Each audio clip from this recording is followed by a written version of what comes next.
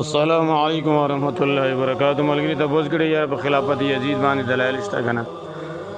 نالکه دلایل خو په غصه باندې وی چې هغه د هغې نه څوک انکار کوي یا بداحت نه ثابت نه وي. یزید خلافت خو بالبداحت ثابت و نه خلافت خو شوی و، ځکه د معاویه نه بعد خلیفه و.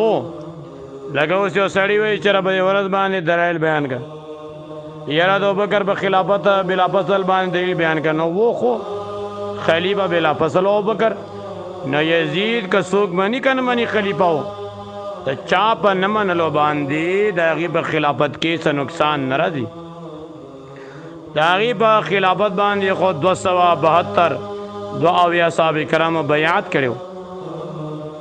بخاری کې راځي رسول الله صلی الله علیه وسلم فرمایي زمانه بعد یو جنگ کې قسطنطنیه مدینه د قیصر و پته کوي څوک چې په دې کې شامل شي بخښل شوی او د هغې چیف کمانډر یزید و. لکه څرنګه بخاري په اول جلد کې هم دا په 757 صفحې کې چې د هغې کمانډر یزید و په هغې کې ابو ایوب انصاري و. نبي علیه السلام هغې له بخښل شوي ویلي جنتي پیشنګویي ورکړې را.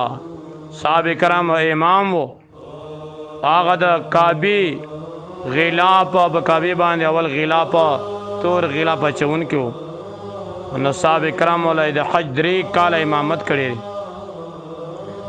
نو صحابه کرام خلیفہ کچیر یزید فاسق و فاجر شي نو صحابه کرام امام له فاسق و فاجر توای.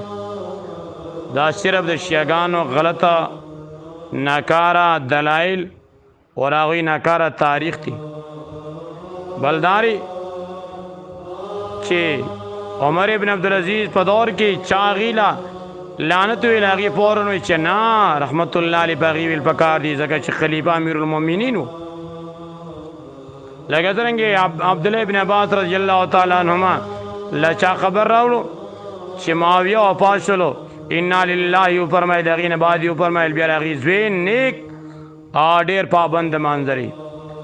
نقل چې وایي چې رجي شرابي او کبابي او دا دروغ دي، دا ځان نه روایت دي منګړتې خبرې.